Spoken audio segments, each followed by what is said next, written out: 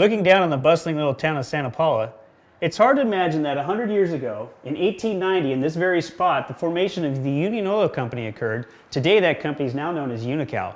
Hi, welcome to Singular Santa Paula. I'm your host, Joe, and along with my wife and co-host, Tara, we'll be bringing you the second installment of Singular Santa Paula as we show you throughout this beautiful building.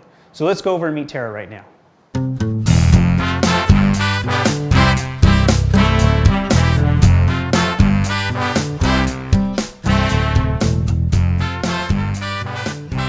Here she is in the Paymaster's room. Hello. Hi, honey. How you doing? Good. Let me introduce to you my wife, Tara, and co-host of Singular Santa Paula. Tara, why don't you tell us about what we're going to be talking about today? We have two great stories for you today. One is going to be about the Santa Paula Airport, and a lot of people don't even know that we have this great little place in our town, but it's great on a weekend to see when you're watching the kids' soccer games or baseball games, to see all these historical planes just going by and landing. It's kind of fun. And then the next story we have is about America in Bloom. And here to tell you about America in Bloom is Karen Dearness. Hi. Hi, Karen. How you doing today? I've noticed all the beautiful flowers in downtown Santa Paula, and I understand that America in Bloom is responsible for those. Can you tell me more about what America in Bloom does? Sure. Our local America in Bloom was established in 2010. Since then, we've been doing many projects around the community.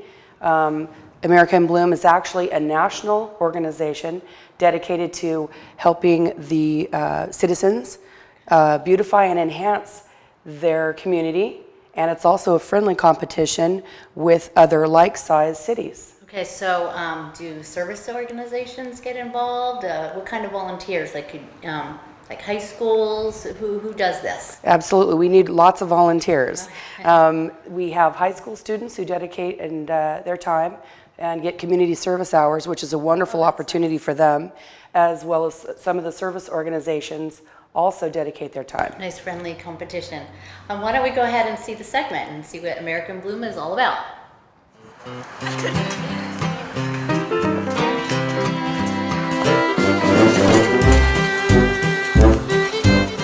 Hi, I'm Gary Naselrode, and I'm Vice President of America in Bloom, and I'm here with Diane Davis, the President of America in Bloom. And we're working here this morning at the Santa Paula Community Library, and this is one of many community projects that we've taken on throughout our city. And you can see we have a large number of workers that are here this morning helping out. We're trying to do a restoration here in front of our great library that we have. But the thing I'd like to point out most is the great work that Diane and her husband Dudley have done. They were the ones who really launched this program here about 2.5, 3 years ago. And of course, you recall they started with their planters in downtown Main Street. And this has since expanded now where we're doing the beautiful hanging baskets all along Main Street. And we've just got all kinds of plans. We're going to be working. It all started with Diane here. Diane, what would you like to say about all this? Well, I'm so pleased that we had so many people show up today from the community to help us beautify the city. It really warms my heart to see that there's so many people that care about Santa Paula.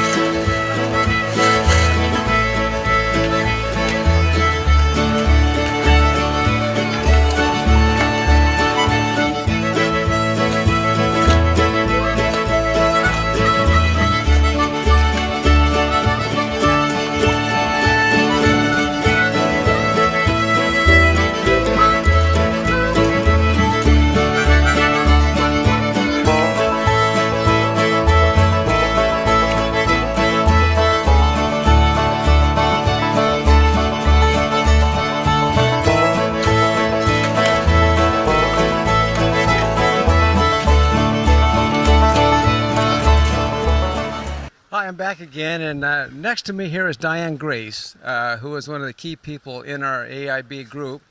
And at one time, Diane had her own landscape business, and about a year ago was it that she went to work for Do Right's Nursery, and she just has a particular gift for doing landscape design, and so she is a very key integral part of our operation here. and doing layout work and that type of thing. And she's helped us a lot with our planter baskets along Main Street. And tell us a little bit else what you've been involved with here, Diane.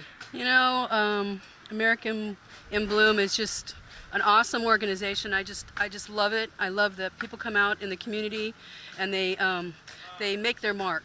Just like all of these young people that you see, it just means so much to me because I want to keep Santa Paula alive and help the businesses beautify Santa Paula, and that's what it's all about.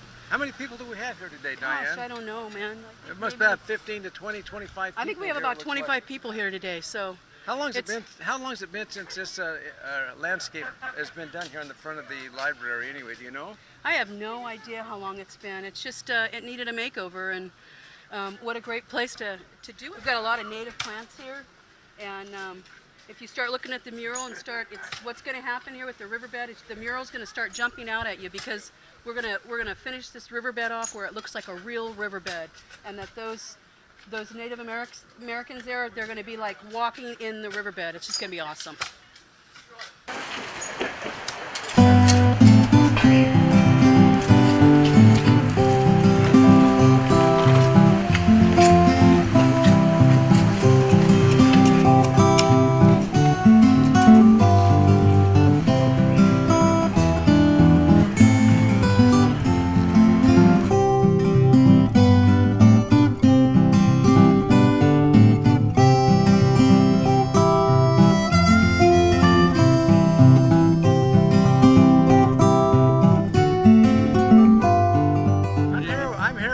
Davis, the president and founder of Do Right's Nursery here in Santa Paula. And Dudley and his wife Diane are responsible largely for getting this American Bloom organization going. And it was about, what, 3 years ago, Dudley, that you decided to put those planters along Main Street? Yeah, 3 years. The company's done that on our own there. And so how often do you folks have to replant or water or fertilize? Well, we water every other day. And so what time do you do that? It's 6 o'clock in the morning is when he starts. So you've got a truck out here at 6 o'clock in the morning, right, every other day watering those plants and so forth. That's quite an effort on your part. It's necessary. If you want them there, well, you got to do it. The last time I talked to you, that's about 96 hanging baskets that we have right now with a lot more to go. Yeah, 96 will be hung this year. But the theory there is that we will we'll hang 4 plants on every pole, and that way we create more flower power. Right. One of the things that we're trying to do right now is we're working with the city to do dedication and memorial signs for the hanging baskets that we have along Main Street. And we've already done some of those. How many did we do on Peck Street already? We did 6, I think. 6 of them. Mm-hmm. And so these dedication and memorial signs, we're working with the city, and we hope to charge a nominal fee for original installation of these memorial signs or dedication plaques, and then there'll be an annual maintenance fee associated with that, and that'll help defray some of the costs that Do Right has had to underwrite since this program began. What I'd like to say is that the flowers and the baskets they're the background. They just create what we hope an atmosphere for good things to happen within it. The bottom line is they do make a tremendous difference in the appearance of the downtown area. I mean, there's no mistaking that quality that you provide. We'll keep trying. You keep trying. Well, thank you, Dudley, for all that you do. We really appreciate it. No, you're very welcome. Thank you. Remember, if you haven't been to Santa Paula, you haven't been anywhere.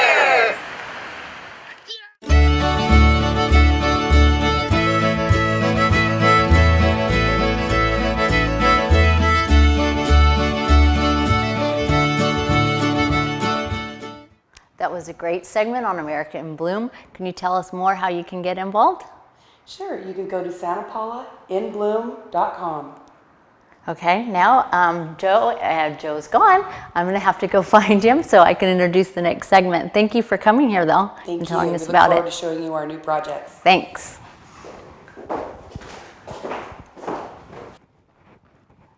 There you are. Hi, Joe. I see you're here with Peggy Kelly. Hello, Tara. How are you? Good. Yeah, Peggy and I have been sitting here in the former superintendent's living quarters, converted back in the Depression for the superintendent of the oil company to live in. And Peggy and I have been talking about all the wonderful things inside this great oil museum. And Peggy has brought with her a story about the Santa Paula Airport, and so she'll want us all about that. Well, actually, this was a wonderful story to work on because of the fact that the Santa Paula Airport, you know, it was founded in 1930, and it's a destination point for pilots from all over the world, private pilots. It's got wonderful displays of antique aircraft on the first Sunday of every month. It has an open house. It's free. They've got a wonderful aviation museum of Santa Paula now. Over the years since it opened, it's just been a destination point for a lot of celebrities have been to the airport and actually had hangars at the airport, and wonderful people are at the airport, and that even includes some of the celebrities. So That it's just sounds a wonderful great. place, and it has a great little restaurant. It's a wonderful way to spend an afternoon to visit our airport. That sounds spectacular. Why don't we go ahead and head out there and see what Peggy came up with on this story, learn all about the Santa Paula Airport. Blue light, smiling at me.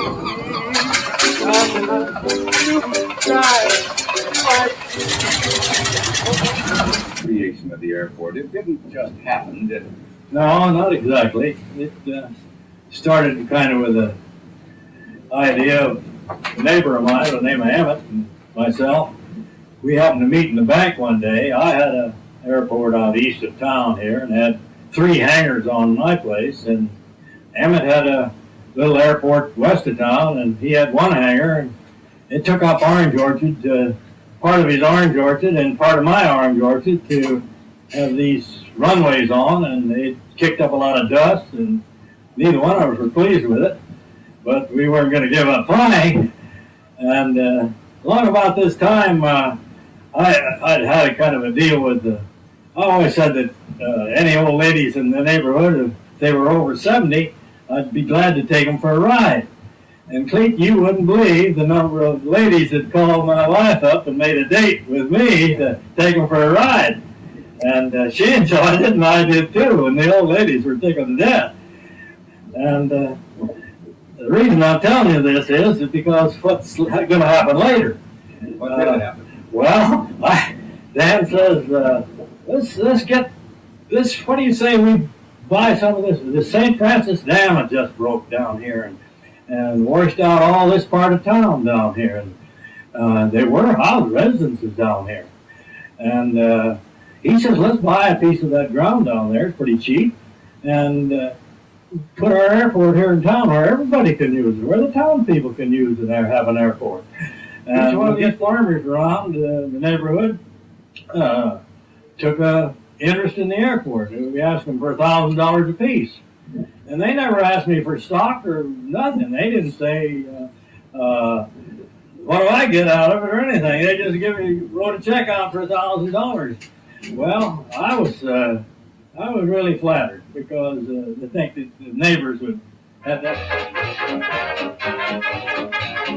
Through all the excitement of the day's events, Santa Paulans were more than convinced that the aeronautical industry was here to stay, and that through their latest civic improvement, they were engendering a spirit of action to other towns across this growing nation.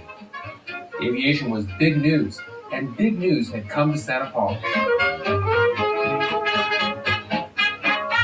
Through the fascination and dedication of 2 local aviators, the new airport had created much more than a sideshow attraction. New commerce had been launched in Santa Paula.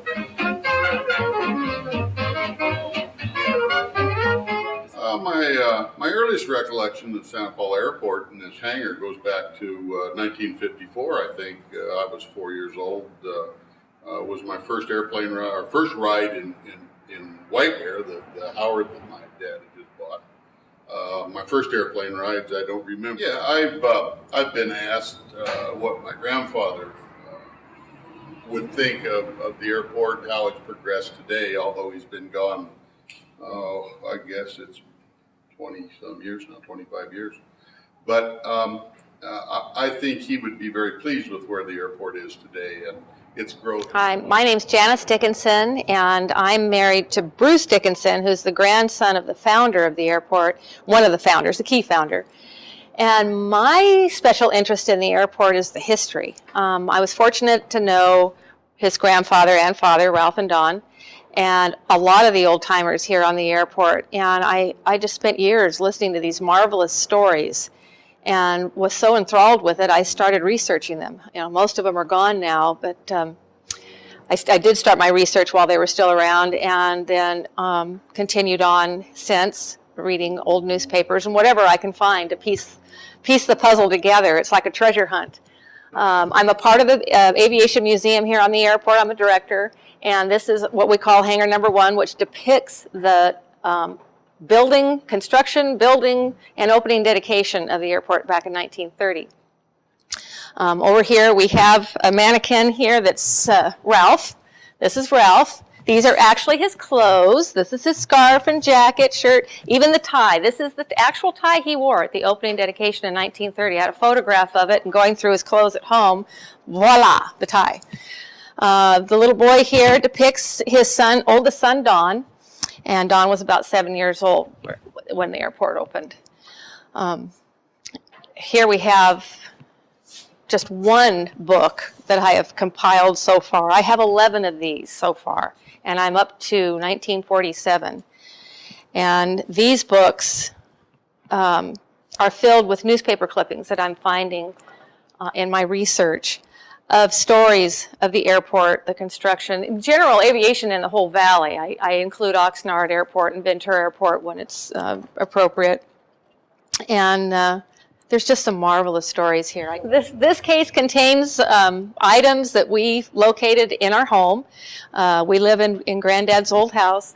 And here we have his cowboy hat. And this is just one of many hats that look just like this.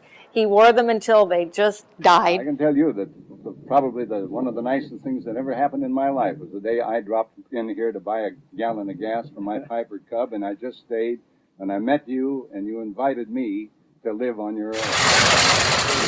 The year Clete Roberts' interview was done with my grandfather, Ralph Dickinson, was done in 1980. He was 86 years old at the time. Him and Clete had a long relationship. At that time, going back into the early 60s, there, Clete stumbled in across country and got a little low on fuel and came here for fuel. Clete never left after that. Suggest that you and I now do what we do really very well at the airport.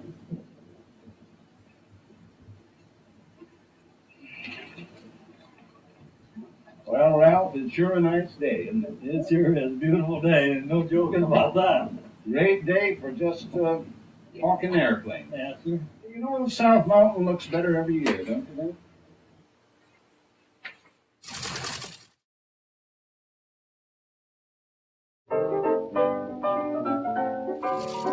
And 2 weeks into Ralph's flying lessons, we have avoids bad accidents as plane stalls. Pilot how Ralph's 2 passengers coast safely to port. Wing collides with tractor. Oh, that was funny. Singing a song, nothing but little bluebirds all day long. I never saw the sun shining so bright, never saw things going so right. Noticing the day hurrying by, when you're in love, oh, don't they fly? Blue days, all of them gone, nothing but blue skies from now on. Wow, that was a great story. I was very impressed. Thank you. It was Nice a job. lot of fun to do. Well It was done. wonderful, wonderful people to work with. So now that we've seen the airport, if people want to get out there, how can you guide them? What can you tell us to do? Well, number one, you can come to beautiful Santa Paula and come and see our airport, or you could fly your plane into Santa Paula and see our beautiful airport. And if you want more information, whether you have 2 websites, they've got santapaulaairport.com, and that's just the airport itself. And then for the Aviation Museum of Santa Paula, the website is aviationmuseumofsantapaula, one word, .org. That's perfect. Thank you again for coming and joining us here at Singular Santa Paula. Thank you to the Oil Museum for allowing us the use of this great building. I'd really love to see more of this. And if you ever get the chance to come out here and check out the Santa Paula Oil Museum, take a look at the City of Santa Paula website. There's more information there, or look at californiaoilmuseum.com. And you can get the information from their website for their hours and their times. So thanks again, everybody. That was an excellent, excellent show. Yeah, that was good. We should really go check out the rest of this Oh, place. let's- It's let's really do that. nice. Absolutely. Oh, and remember, If you haven't been to Santa Paula, you haven't been anywhere.